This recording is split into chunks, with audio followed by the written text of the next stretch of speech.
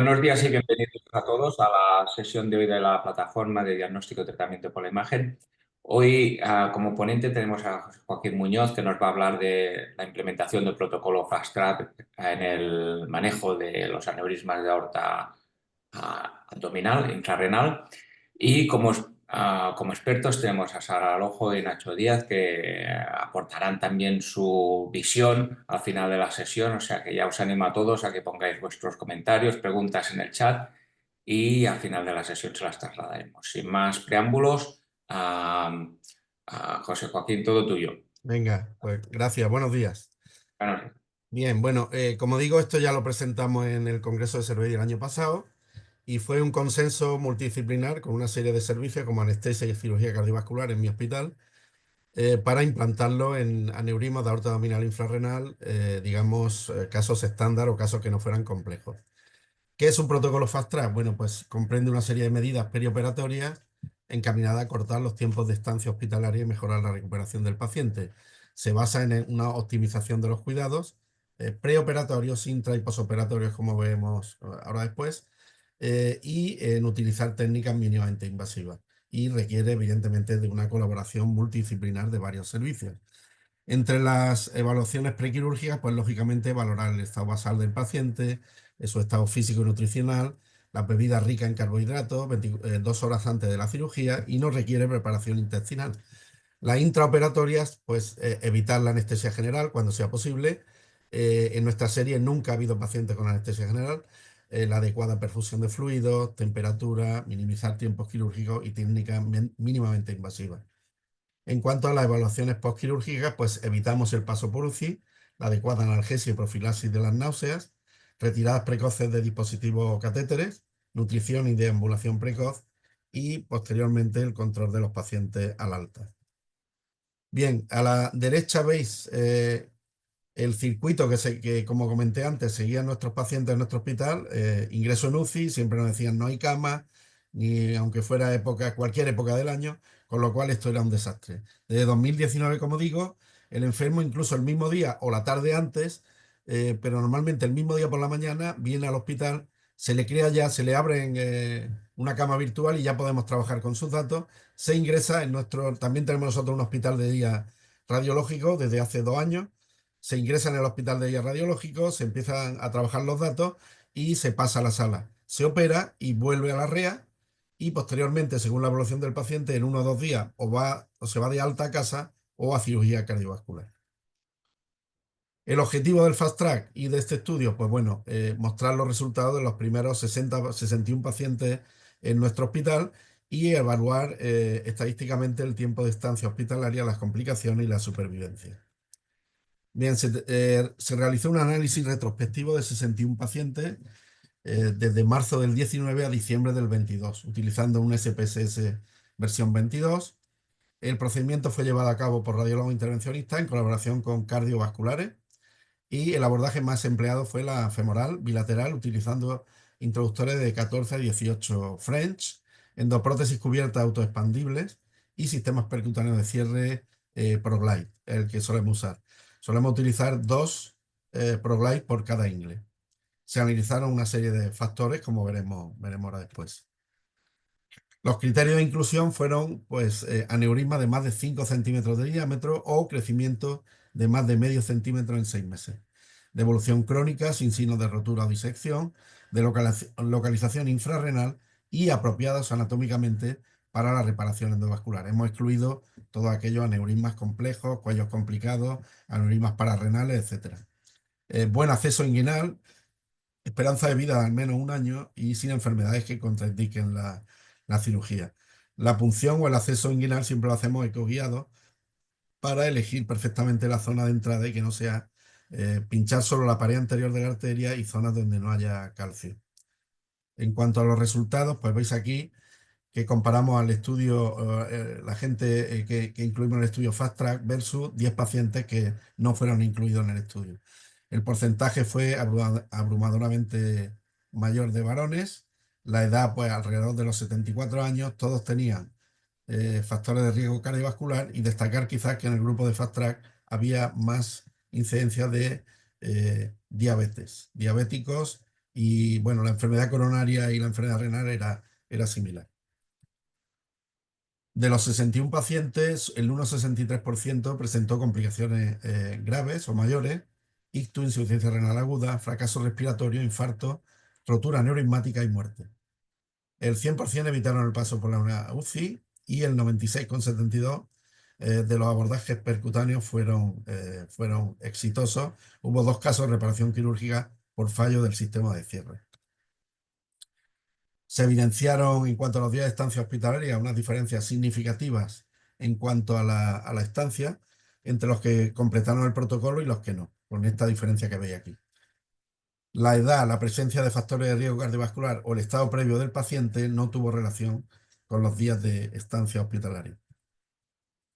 No se evidenciaron diferencias significativas entre los dos grupos en cuanto a complicaciones postoperatorias en el seguimiento ni en la tasa de reingreso o en la necesidad de reintervención entre los dos grupos, como digo. Se reingresaron 3 pacientes, un enfermo con infección de la herida quirúrgica, que se fue tratado con antibióticos, un pseudoneurisma humeral, tratado con trombina, y una insuficiencia renal aguda. Se reintervino un paciente por estenosis del ostium de arteria renal y se recanalizó la arteria renal izquierda. El resto de pacientes continuó el seguimiento normal en la consulta por parte de cirugía cardiovascular. En el seguimiento con angiotac, el control lo hacemos al mes y a los 3 meses de la intervención, se evidenciaron 10 endofugas tipo 2, la mayoría sin crecimiento del saco neurismático en controles posteriores, y solo en un caso se embolizaron ramas iliolumbares. En un caso hubo también una trombosis de Leber con isquemia de miembros inferiores a los 2 años y se realizó un bypass axilofemoral. La mortalidad registrada a esa fecha de 2023 de 4 fallecimientos, 2 no relacionados con la intervención ni con la patología aneurismático, un ictus y una IRA, y 2 dentro de los 2 primeros meses tras tratamiento debido a insuficiencia cardíaca descompensada. Como veis, la permeabilidad pues, está por encima o cercana al 90%. Como conclusiones, decir que los protocolos de Fast Track son una realidad, que se están aplicando en múltiples procedimientos quirúrgicos. En pacientes seleccionados se puede aplicar a aneurisma de aorta infrarrenal siempre que cumpla unos criterios anatómicos, como dijimos anteriormente. Se obtienen unos bajos tiempos de estancia hospitalaria sin incrementar el riesgo para el paciente ni las complicaciones asociadas, y la optimización anestésica nutricional y el empleo de prótesis de bajo perfil hará posible acortar aún más los tiempos de estancia hospitalaria. Y nada más. Muchas gracias. Si queréis ya el turno de preguntas. Muy bien, muchas gracias, José Joaquín. Sí, pues, muy bien, Sara ya se ha conectado. Nacho, si quieres también conectarte y participar, no sé si tenéis algún comentario a hacer sobre la presentación. Bueno, yo en primer lugar quiero agradecerte a ti la charla, la verdad es que es muy interesante. Te doy la enhorabuena porque el trabajo multidisciplinar hoy en día no es sencillo y quería saber, o me surge la curiosidad, cómo nace este proyecto de colaboración con los cirujanos cardiovasculares que a veces es tan complicado que nos entendamos todos. ¿Sale de vosotros? ¿Nace de ellos? ¿Cómo parte? Sale de los dos, porque yo trabajo también con un cirujano cardiovascular en la privada y curiosamente el mismo, y él estaba muy interesado en este tema de agilizar todo, ¿no? Entonces, pues de la colaboración, porque en mi hospital siempre ha habido colaboración, la relación es muy buena. Y luego el otro tema, una vez que obviamos la UBI, tengo que decir también que mi mujer es la jefa del área de recuperación de anestésica, ¿no? Que ahí hemos tenido también un apoyo bestial. De hecho, el hospital de día radiológico que abrimos hace 2 años está apoyado también por la recuperación de anestesia. Cualquier enfermo que se nos complica en el hospital de día radiológico, pues inmediatamente tenemos ahí un anestesista que nos echa una mano y que si hace falta se ingresa en anestesia. Yo creo que también viene de la imposibilidad de trabajar con la UBI en mi hospital. Ya te digo que era prácticamente 90 y tantos % de anulaciones, no podíamos realizar los pacientes porque siempre no había disponibilidad de cama. Entonces nos tuvimos que buscar otra vía, y la verdad que la vía que hemos buscado para nosotros ha sido un acierto, ¿no? Y sobre todo para el paciente, porque es que los resultados son impresionantes. Ya digo que hemos hecho casos casi con anestesia local, hay enfermos que se podrían haber ido el mismo día. De hecho, como sabéis, hay clínicas por ahí, por Europa, por el mundo, pues que el mismo día se dan de alta este tipo de pacientes, con un teléfono de contacto, siempre que todo haya ido bien, pero bueno, que tenemos muchísimos enfermos que en 2 días están en su casa. Es decir, que Cuando se os complican, entiendo que las principales complicaciones son los accesos vasculares. Cuando se os complica el acceso vascular y hay que hacer, porque no tenemos, cierra el sistema, el cirujano eh, cardiovascular está con nosotros, están integrados, están pero, con nosotros, siempre hay uno con pero nosotros. ese paciente pasa automáticamente a ingresar con los cirujanos vasculares o cómo No, gestionáis. ingresan todos en teoría. Lo que pasa es que los que tienen muy buena evolución de la recuperación de quirófanos van a su casa. Pero el Vale, alta lo hacemos conjuntamente con el cirujano cardiovascular. Y vale. si hay cualquier problema, va a la RECU y de la RECU va a planta de cardiovascular. Vi que en el documento que has colgado tenéis una estancia media de 4 días Sí, versus 5 días en el protocolo normal, la media. sí. ¿Y Eh, habéis hecho análisis económico de lo que se ahorra el no, hospital? el análisis económico en España, la verdad que he visto algún centro gallego de Nilo y del compañero, que no me acuerdo ahora el nombre, creo que sí he visto, pero yo creo que en España se hacen pocos estudios económicos. Sería interesante hacerlo, pero es complicado. Bueno, sobre todo porque muchas veces es la manera que tienes de ejercer presión para que estos métodos que funcionan, Sí, la gerencia entienda que hay que instaurarlos. sí. La Ah, verdad que pues en España adolece mucho cualquier estudio científico de estudios económicos, pero deberíamos de prestarle más atención a eso, creo yo. Sí. no sé si Nacho tienes, Sí, a no mí quiero copar. bueno, lo primero, Tati, me parece un trabajazo, eso es así. Sí. Ya lo vi el año pasado y me parece que este tipo de trabajos aportan muchísimo valor a todo lo que hacemos.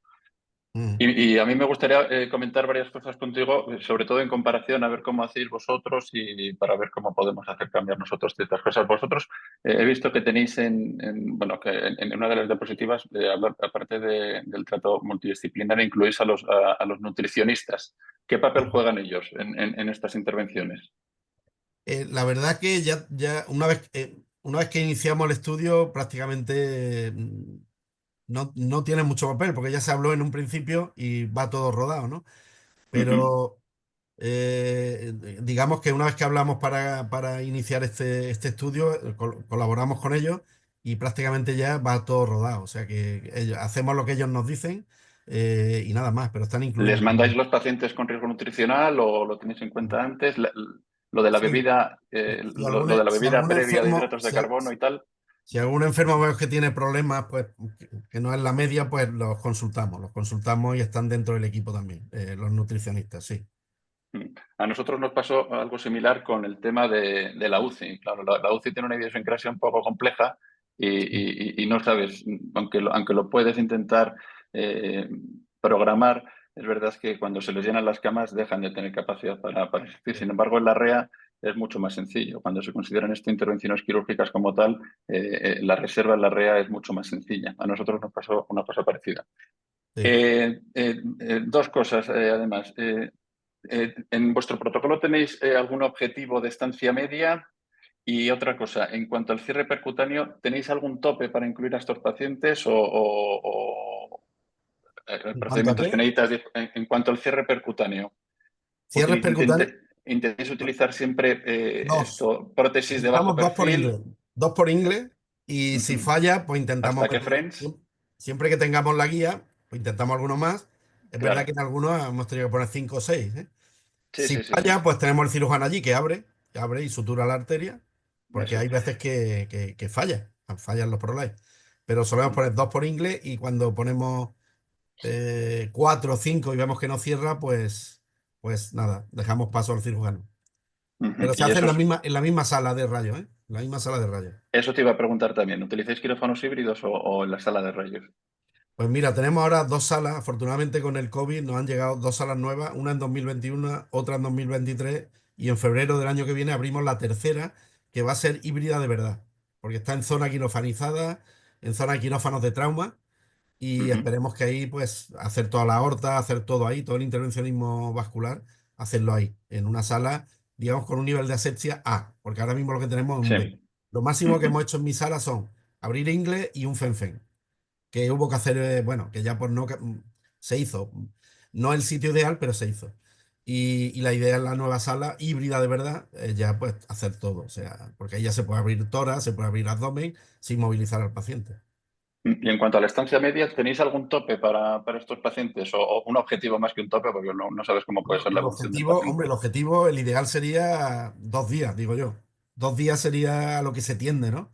Pero es verdad que a veces son enfermos pues con factores de riesgo, enfermos renales, que tienen su...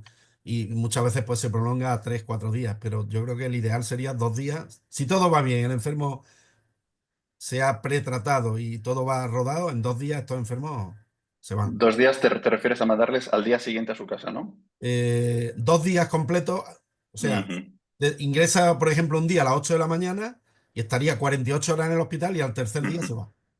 ujú. Ese sería el objetivo ideal. Nosotros la mayor parte de las 24 horas se están yendo a casa. Ujú. Si no, si Quizás no, si no se complica ni nada. ya digo que hay incluso clínicas que se van la misma tarde, es decir, Sí, sí, sí, sí. se podrían ir muchos enfermos la misma tarde, pero nos Sí, parece un poquito más, no, no sé, más osado, ¿no? sí, sí, da cosa, ¿verdad? Es decir, Aunque el estés muy ideal seguro de sería lo pues que has eso, hecho. que el mismo día el enfermo se vaya, pero hostia, no sé.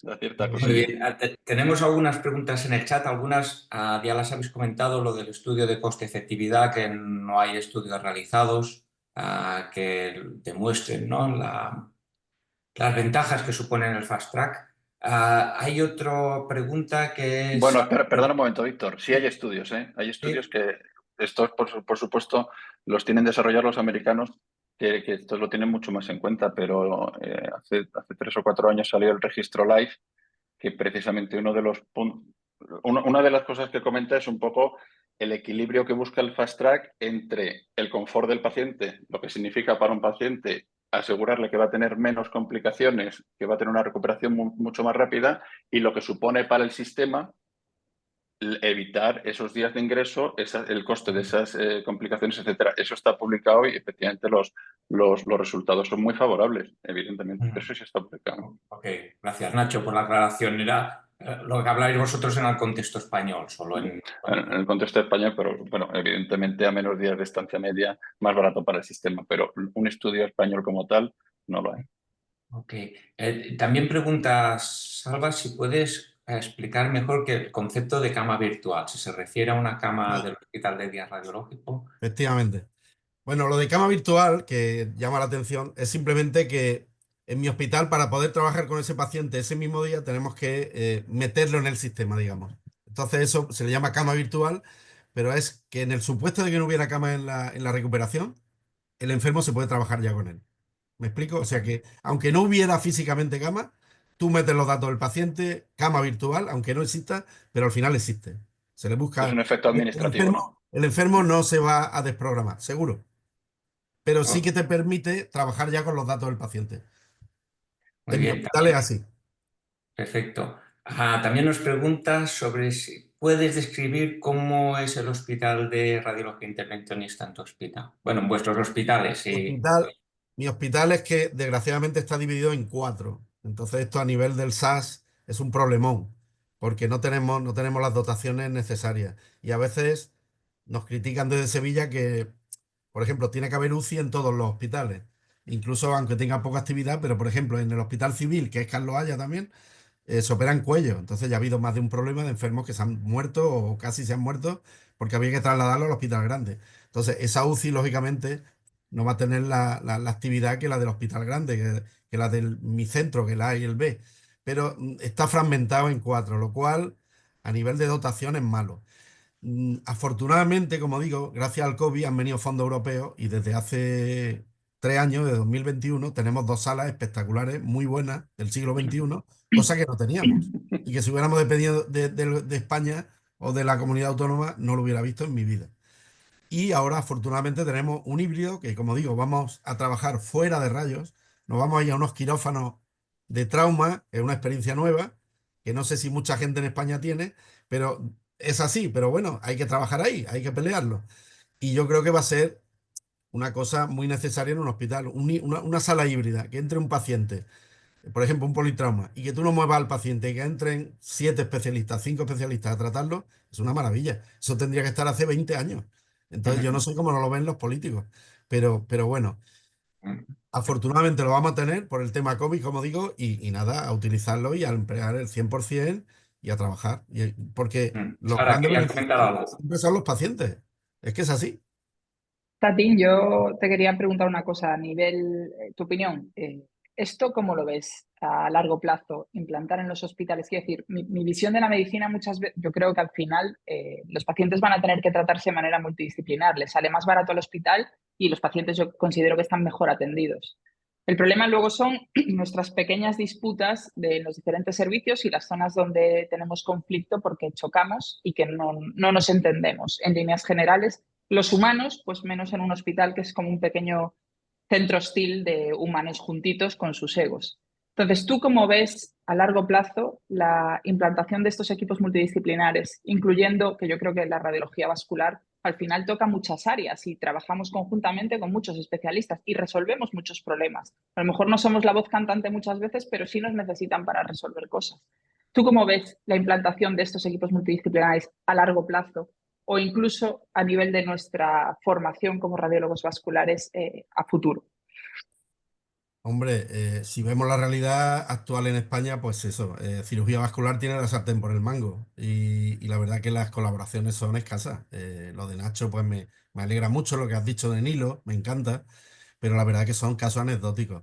Yo creo que desde ellos también deberían de reaccionar, porque es verdad que a veces lo oye y que nos dan la razón, pero la posición de fuerza la tienen ellos. Es decir, ellos son los que deberían de pensárselo, porque ahora ya están teniendo problemas también. Está habiendo problemas de cirujanos vasculares jóvenes que no saben abrir una cirugía clásica. Yo te puedo decir que gente residente de cirugía vascular de Granada los mandaban a países del este de Europa donde el endovascular no estaba implantado porque era muy caro para que aprendieran cirugía clásica abierta. Es decir, ellos también están teniendo sus problemas. A enfermos hay para todos. Se puede llevar a sus congresos, a los nuestros. Yo creo que el equipo multidisciplinar, de verdad, con mayúsculas, es lo ideal para el paciente. Luego están los egos. Mi opinión con lo que estoy viendo actualmente es pesimista, porque yo cuando voy a los congresos de Cervey, los chavales jóvenes, la aorta y el periférico es que ni han tocado una arteria. Entonces eso me da pena. A mí me da pena. Para ellos no hacer esto, pues les da igual. Igual les da igual porque no saben lo que es. Pero mi tesis doctoral es de la aorta. Yo perder esto es una puñalada en el corazón. Entonces, mi conclusión es que ahora mismo pesimista y que habría que trabajar mucho con cirujanos y me alegra lo que habéis contado de que haya servicios por ahí que colaboran, porque de verdad, de verdad, de verdad, que el equipo multidisciplinar es lo mejor. Es que es lo mejor. Lo que tiene mejor eficacia, lo mejor para el paciente, menos complicaciones y que cada uno respete lo que sabe el otro. Que cada uno Bueno, respete. claro, es una cuestión de aunar conocimientos. O sea, Exactamente. yo Y no quiero hacer exactamente lo que haces respetar a tú, tu pero vamos a colega. O sea, complementar. si él Claro. lleva 30 años metiendo guías y catéteres, hostia, respétalo, macho, respétalo. Pero bueno, eso es complicado, ¿eh? Yo, Sí, pero bueno, ya te digo, estoy de acuerdo contigo y a mí también me ha llegado que cada vez los cirujanos vasculares hacen más endovascular y menos abierta. Por ejemplo, ahora en distales empiezan otra vez a hacer más bypass y menos endovascular y va a claro, llegar un problema, o sea, va a llegar un momento en el que a todo el mundo como que le brilla mucho el endovascular, pero no se pueden olvidar de que la parte de cirugía abierta es que solo la hacen ellos, no la va a hacer nadie más. sí, Pero nosotros no nos vamos a formar en cirugía abierta. no. Entonces, esa Ya, parte, si no la conservan, la van pero a hay una perder. cosa también, Sara, mira, hay muchos equipos de cirugía vascular en España que todos quieren la aorta, pero luego el BTK no lo quiere nadie, o muy Sí, es poca cierto, gente. ¿Por qué? Porque es son cierto. 4 horas, un paciente, Sí, abordaje por arriba, abordaje por abajo, ecoguiado, no sé qué. Es decir, cuando hay que trabajar duro y tal, eso ya le gusta menos. Y si no, sí, es obsérvalo. que, Muchos servicios de cirugía vascular que hacen aorta, pero no hacen BTK. Eso ya, sí, sí, vale, para el radiólogo. Tampoco es eso. O sea, yo creo que hay que ser más honesto y hay que respetar al compañero que lleva haciendo eso 20 años y que muchas veces hemos sido los maestros de los cirujanos. Y entonces no puede ser, bueno, y que fundamentalmente hay que respetar al paciente. Que es que bueno, al final, trabajar esto- en conjunto implica que lo vamos a atender mejor y le vamos a dar mayores posibilidades. O sea, ya no, esto no es una cuestión de lo que haga yo o lo que hagas tú, es qué va a ser mejor para el señor que está tumbado en la mesa. claro. claro.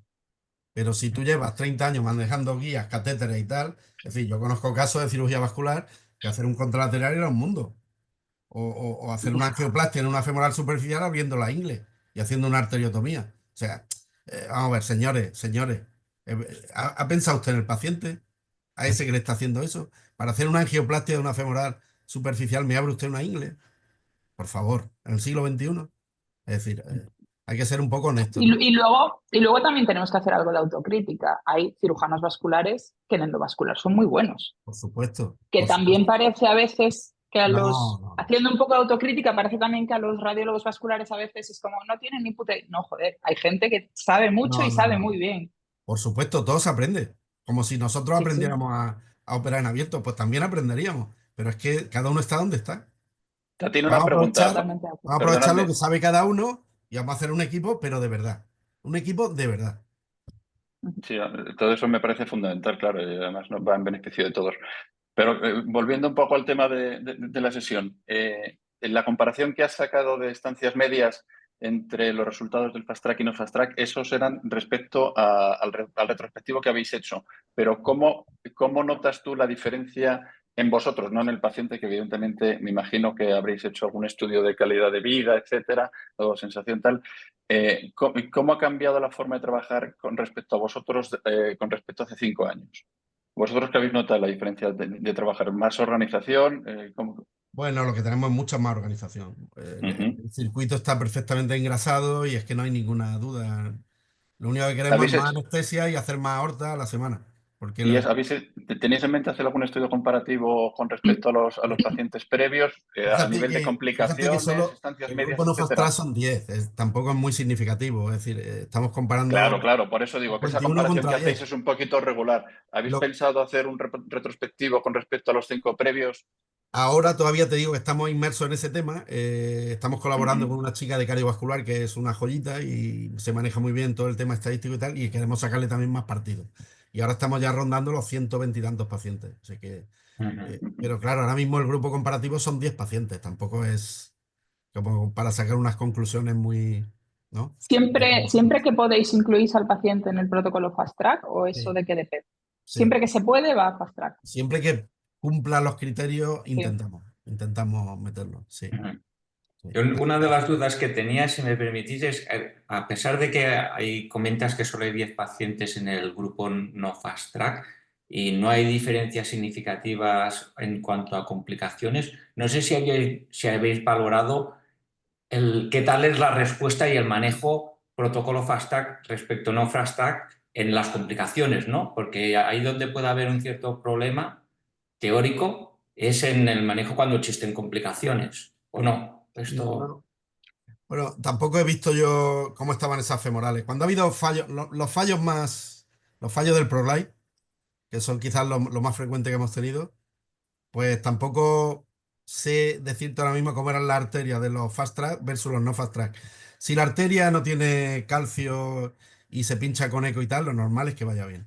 Pero no recuerdo ahora mismo o no hemos comparado cómo eran esas femorales de los fast track con los no fast track.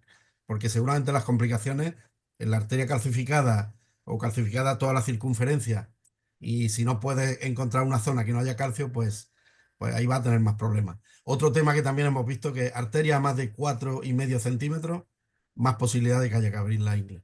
Incluso a veces, en algún enfermo muy obeso, nos hemos ido directamente a abrir la ingle. ¿Eh? Porque a partir de Ujú, nuestra experiencia, arterias muy profundas, con mucha grasa, los cierres a veces fallan más. ujú. ¿Y en las torácicas o en las Torácicas no hemos aortas? metido aquí. No, por eso digo, pero ¿hacéis también fast track Sí. o en los procedimientos? O tenéis la impresión de que una vez que ya está esto rodando, pues hay pacientes a lo mejor que tienen procedimientos algo más complejos, como pueden ser las fenestradas o los branch ilíacos, etcétera, que a lo Eh, mejor también se pueden beneficiar de estos?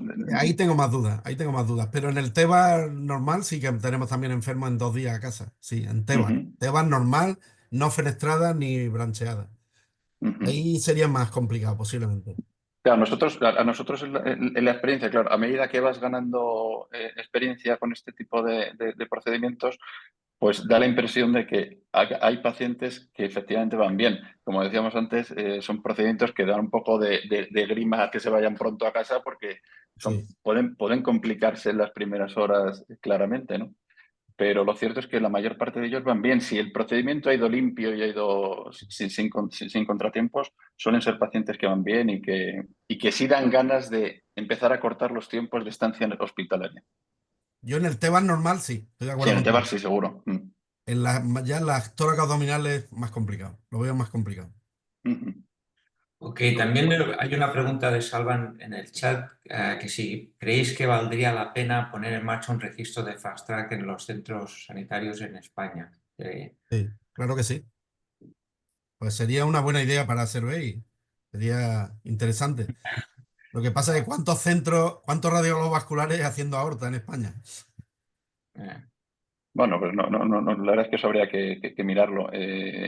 Pero fíjate, de todas formas, también en un registro, aunar las formas de trabajar de los distintos hospitales es complicado. Eso sí. ¿No? Es una idea buenísima, por supuesto, pero hay que establecer ciertos criterios que puede ser algo complejo, pero desde luego sería una muy buena idea. Sí, sería una buena idea, la verdad. ok, y por último, ¿cuáles pensáis que son los retos de futuro de la implantación de Fast Track, ¿no? De este tipo de protocolo?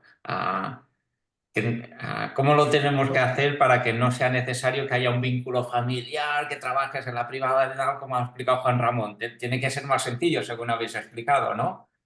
¿Cuáles son los retos para que esto se ponga en marcha? Hombre, ¿Pensáis? los retos es formar equipos consolidados y venderlo bien a las autoridades sanitarias. Y el ideal sería el mismo día, hacerlo ambulatorio. O sea, un aneurisma aorta abdominal ambulatorio. Que el enfermo se vaya por la noche a su casa. Con teléfono, con contacto, con todo lo que tú quieras. Y si tiene que reingresar, pues que lo tenga fácil. Ese sería ya el colmo, ¿no? ¿Estáis de acuerdo, no, Nacho, Sara? Sí. Sí, hombre, yo creo que el futuro de esto va a ir a más. En principio, se están metiendo los pacientes muy bien seleccionados que de primeras prevés que van a tener pocas complicaciones, que el procedimiento va a ser sencillo, porque es verdad que hay procedimientos que a priori pueden ser sencillos, luego se pueden complicar, pero habitualmente cuando las aortas son favorables, los accesos son favorables y el paciente tiene buen estado físico, lo cierto es que el Fast Track, como decía al principio, antes de la charla, es fácilmente implantable. Yo creo que el futuro va a ir cogiendo complicaciones, cogiendo pacientes cada vez algo más complejos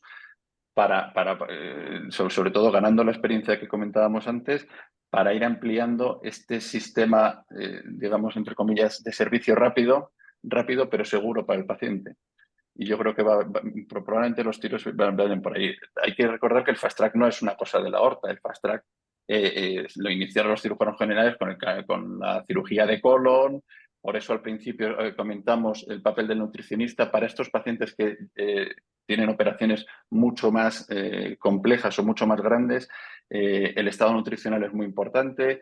Por eso también decía que decía Tatín que los nutricionistas en el EVAR pues tienen un papel menos importante o el estado nutricional del paciente es mucho menos importante porque la recuperación es muy pequeña, porque no se hace una herida quirúrgica. Entonces, el estrés al que se somete el paciente es mucho menor. O sea, la idea del Fast Track es, de cómo se concibió, es que el paciente llegue a la sala de quirófano, independientemente de la cirugía, con la menor cantidad, por decirlo de alguna manera, de estrés para que repercuta de manera más favorable en su recuperación. Y se vio que pacientes con buen estado nutricional, con una sobrecarga de hidratos de carbono previa, etcétera, los niveles de infección, los niveles de complicación eran mucho menores.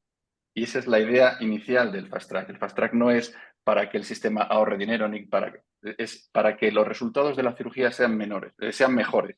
Al ser mejores, disminuye secundariamente la estancia media del paciente en el hospital, por lógica. Mejoras las evoluciones, etcétera. En lo nuestro, en las prótesis de aorta, pues como decíamos al principio, estamos metiendo a los pacientes con condiciones más favorables para todo esto. Yo creo que poco a poco iremos haciendo pacientes o incluyendo pacientes en estos protocolos algo más complejos. Ujú. Yo, bueno, estoy con Nacho. Yo creo que al final la cirugía mínimamente invasiva va a acabar cogiendo más campo y más campo porque es mejor para el paciente, tiene recuperaciones más rápidas y es menos agresiva.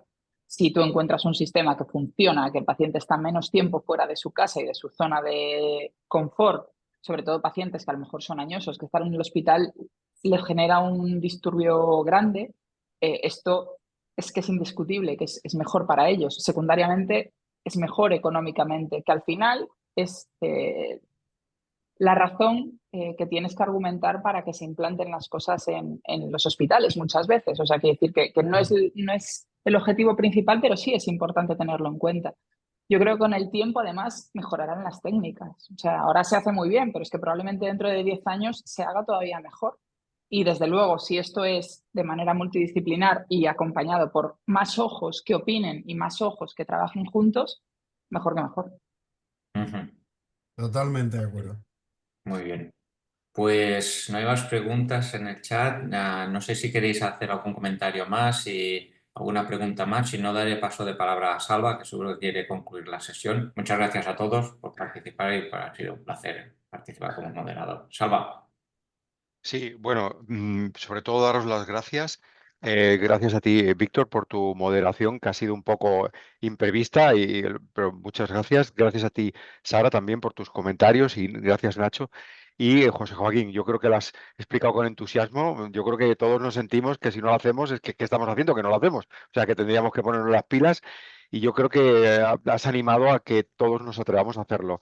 Ojalá dentro de un año o dos no solo haya estos centros puntuales, sino haya más centros, ¿no? Y yo animo que en la Servei, que tenéis un gran liderazgo, intentéis un poco estimularlo y hacer un trabajo con la sociedad también de cirugía vascular, a lo mejor, no sé, ya veremos. Bueno, no sé si quieres añadir alguna palabra más de cara a la audiencia, José Joaquín. Pues nada, me parece muy interesante eso, lo de los estudios económicos y bueno, y unirnos todos los centros que hacemos Fast Track para unificar posiblemente los criterios y darle un impulso a estas técnicas, yo creo que son el futuro, ¿no?